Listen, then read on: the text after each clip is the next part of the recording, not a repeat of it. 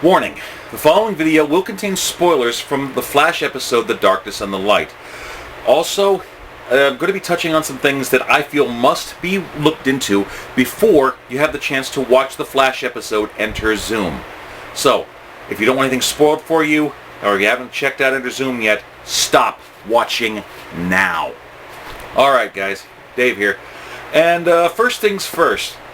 Today is the first video that I'm making after finding out that I'm now going to be a featured updated section on the fan website The Arrowverse. Dude, seriously, from the bottom of my heart, thank you.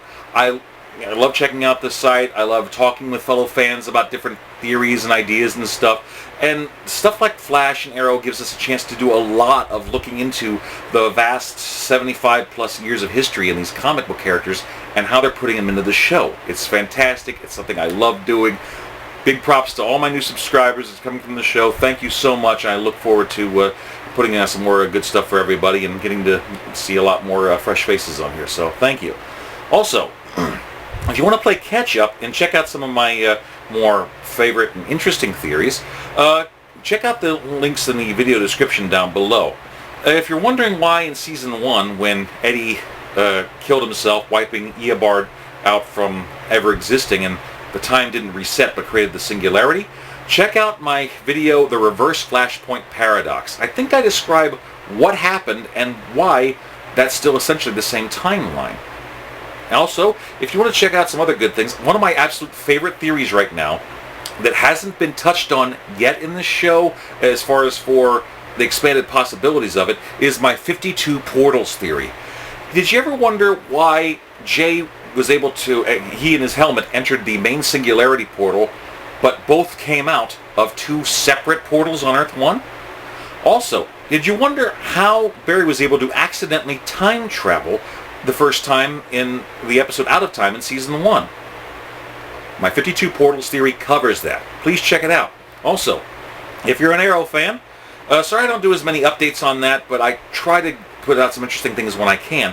One of the more interesting things that I've thought was in the first episode of Season 4, The Green Arrow, there was a flash forward about a mysterious grave that someone who Oliver cares about is inside. I cover the list of possible suspects and who I think is in there and why. So please, check them out. Enjoy. Alright. Like I said, this is the first video that I'm doing after finally being actually a regular updated part of the Arrowverse. I'm very excited about that. I was going to try to do a video about how Dr. Light's visor and mask can go from visor to headband, and how that technology may actually end up being what's used to create the Flash ring suit that we'll eventually see. I'm probably going to do a video on that in the future, but right now that can wait. Something's been kind of nagging at me, and I gotta admit this is possibly one of the first theory videos that I felt like covering, but may be reluctant to fully delve into the ramifications of what I'm finding out. Let me explain. Online, there are some interesting fan theories about the upcoming Batman vs. Superman movie. Now, some people think that since Christopher Nolan's the producer on it, that this takes place in the same universe as his version of the Dark Knight trilogy. That some people actually believe that Ben Affleck is not playing Bruce Wayne, but Slade Wilson filling in for the Batman, and the Christian Bale Batman will come back eventually. Alfred is an Alfred, he's Wintergreen. Interesting. I personally do not believe this. I don't think so. I can see why some people would. To each your own, man. Personally, I don't think that's the case. And it's funny because on the Arrowverse site, there is an outsider theory involving the Flash that I found equally as ridiculous at first, and something that I don't think the writers would want to do. It just seems too obvious or too much to do, especially after the whole Harrison Wells Eobard Thawne thing we've gone through in Season 1. The outsider theory is Jay Garrick going to be the villain in Season 2? Essentially, are they saying that he's going to be Zoom? I already have a couple different Zoom videos out there. My last one was talking about weird possibilities about how this one seemed to be an amalgamation. How he may actually be a speedster who maybe have suffered some kind of traumatic past, possibly even the body of one speedster, and possessed by the spirit or mind of another, an evil one. So I go into some different possibilities. Sorry if I get a little convoluted in there. I try to get as much information out as possible. I'll try to do better in this one. Now, as I said, no one wants to think of Jay as the bad guy. He's Jay freaking Garrick. We've been waiting for him since the season finale of season 1. He's the Golden Age Flash. He's the one that started it all. And his Earth 2 looks gorgeous. It's beautiful. How could he possibly be the bad guy? Well, it did seem ridiculous at first, but then I started looking at different things in the comic book history and how Jay is portraying himself on the show. Let's start breaking certain things down, okay? I'll try to go in order here. Please pardon me if I skip around or miss some things. We heard Jay talking about how he was confronting Zoom and how he was hit with the vibrating hands in the sides, and he looked like he was about to die, but then the portal opened up. He and his helmet got sucked up into it. The next thing he knows, he ends up on Earth 1 with no powers. Okay. Interesting. So then we start doing, this is of course after he shows up at Star Labs, where apparently he was here for 6 months. Everyone on Earth 2 thinks he's dead. Well, we first get to see Jay Garrick in the crowd with a high-powered digital camera and telephoto lens. Now, if he's been here all this time, where's he been staying? Where's he been living? How has he been eating? Where's he been getting the money to get things like that camera? Never really covered. We just gloss over it. Not important. Move on. He starts talking about the way that Zoom, attacked him and everything. Heck, we even get to see one thing where he's getting patched up, these marks on his chest. I'll come back to that later. He's talking about how he doesn't have his speed anymore, and he talks with Caitlin about things. He gets physically examined. Caitlin even goes through, and he's doing a galvanic response, essentially checking like a lie detector, and he comes out positive that everything he said was telling the truth. And unfortunately, although there's traces of accelerated healing that has taken place in the system, there's no trace of the Speed Force. The same way that Barry lost his powers, but his powers essentially dormant, waiting for a kickstart, they were still in his cells, but not ready to be jump-started with lightning. That's why part of the reason why they haven't done it with Jay yet. Okay, why is it that Jay would have speed powers at all, but no trace of the Speed Force, especially if he's talking about moving at near the speed of light? Well, in the comics they explain that Jay Garrick isn't necessarily needing the Speed Force to have his powers. His speed and reflexes were already enhanced.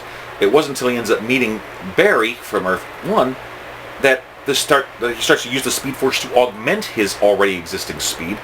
And he went from running at Mach 1 to Mach 20 just as a friendly jog with Barry the first time they ended up meeting in the comics. So, we chalk this up, okay, Baby Jay doesn't have the Speed Force in him quite the same way Barry does. But there's other things that start to chime with me here a little bit. And this whole theory about him being the bad guy, I start to look at little things. There's a wonderful comic book series called The Flash, The Return of Barry Allen. In a nutshell, it's taken place years after Barry sacrificed himself to save the universe in the crisis.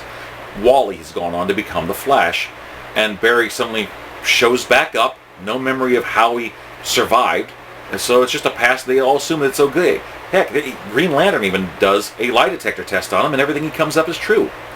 But as things start to progress, Barry starts to break down a bit. He eventually starts getting angrier at certain things, not acting like himself. At one point, he gets so angry that the city seems to have forgotten him that he decides to lash out and go on a rampant killing spree. Well, it takes all the speedsters to stop him, and then it's later revealed that it wasn't Barry at all. It was the very first time that a fan obsessed with Barry Allen and his speed got super speed, had cosmetic surgery to look like Barry, and came back in time to meet his idol. But then he went to the Flash Museum, saw the name of who he was, and found out that Reverse Flash, his greatest enemy, he was destined to become the enemy of his greatest hero, and that his hero would kill him. This caused his mind to snap. He actually drove so deeply into himself, he believed that he was, in fact, Barry Allen. Eventually, these evil things started to come to the surface.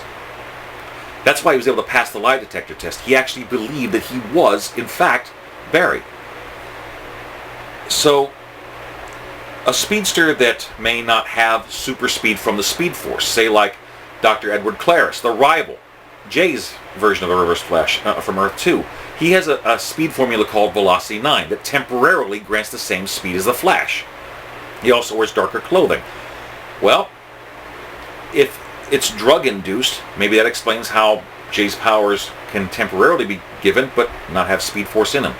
Or if he's something like Hunter Zolomon, who gets his powers from the Time Stream and not the Speed Force, he would have speed-like powers but no Speed Force. These are all possibilities. Well, we start to look at things. But what about the flashback? Yeah, we tell it from Jay's point of view. Look at the way he's describing Zoom. He describes him as a demon with the face of death, like the Black Flash. Well, we talked about also how the Black Flash is essentially the speedster's reaper. And that's how he tends to look. Maybe he had a near-death experience and saw this image and becomes it. Who knows? Or, if someone has an open-face costume like Jay Garrick, maybe you need something full-face to cover it. Go back and take a look at the pictures of Zoom for the promo of Enter Zoom. People are saying that this form of Zoom is physically larger and taller than Barry, so it couldn't be Earth 2 Barry that's him. I still like my idea about who it might actually be Iris's brother on Earth 2. I'm still leaning toward that, but some people are thinking that since he's physically larger, people think maybe it's Henry Allen, played by John Leslie Shipp. Maybe he's the Earth 2 version. That would explain the extra girth. But there's one other speedster that was right there that is physically larger and taller than Barry. And that's Jay. Oh, I got more stuff going on there. Remember when Jay was pointing out the portal underneath Star Labs? Barry tried to enter it, but couldn't. He got bounced right back out of it.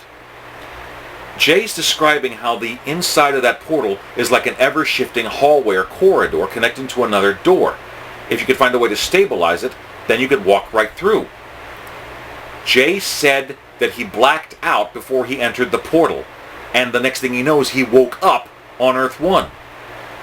If he wasn't able to enter the portal, how was he able to describe how he was able to shift around in there? How would he describe it as if he knew? It gets better. Yes, he was able to figure out a speed trick of throwing lightning, and he was able to teach Barry.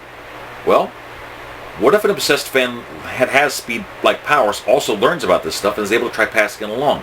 The more we see Jay progress in here, without his powers, he starts to have more self-doubt. We just chalk that up to loss of power. What if it's more than that? We start to see little things, little vulnerabilities here and there, and other little things start to add up. We know he talked about Atom Smasher, and Sand Demon, and Dr. Light. The one breacher that he hasn't talked about yet, that hasn't come up to him, appears to be King Shark. Yes, we know. Bad guy. He's also tied to Aquaman. He's talking with Caitlin about how on Earth 2, Atlantis is actually raised above the ocean, and one of his best friends is from there. And we assume it's a nod to Aquaman. But what if this is the personality of whoever's wearing Jay's face is coming out, and he's talking about King Shark? He was so insistent about Linda Park being someone that you could reason with, talk to. You don't have to, to kill her or take her down, because she's not a killer herself. But it's then revealed that Dr. Light is Linda Park. They say that Zoom must have known about this and is using that as a weakness against Barry. How could Zoom possibly have done the research to find out? Unless he was someone that was stalking them, learning about them for 6 months, and finally made his move when he's profiled them. Kinda like Jay did. Look, I want to be wrong about all of this. But don't think about another big clue here. Every time Jay talks about Zoom, it's like he's describing a nightmare or a Jekyll and Hyde persona. He's talking about something so big, so evil that it's almost larger than life. And yeah, he's got super speed, but there's also some confusion going on there. Jay keeps talking about he was able to reach speeds almost the speed of light, but Barry's supposed to be faster than him, and he's only broken, what, Mach 4, Mach 5, that we've found out so far. Yes, he's able to time travel, but if my 52 portals theory is right, that's how he did it. So something's going on there. There's an obsession with speed. I'm thinking maybe some kind of tragedy had occurred, and someone's obsessed with being the best. And if someone is wearing Jay Garrick's face, the same way that Eobard Thawne did in the Return of Barry Allen storyline, what if this person is so obsessed with speedsters that he's not just eliminating them, but taking their identities, like possibly what's happened with Jay? When they talked about setting a trap for Zoom, he was freaking out and didn't want any part of it. He wasn't even going to be in the same area. Could it be that that would be an excuse not to have Jay and Zoom physically in the same area at the same time? Not sure. Now, yes, Wells pushed a lot of buttons on there, and he's not exactly agreeable. When Jay punched him, I was happy. I really was. But all of these little things tend to add up. What if someone's masquerading as Jay? Or what if something's happened where someone's wearing Jay's face? Maybe something's possessing. I don't know that. Is it probable? Well, kind of, yeah. Now, because of the whole Dr. Wells' Eobard Thawne thing, we don't want to believe that the writers are just going to do the same thing all over again. We don't want Jay Garrick to be the bad guy.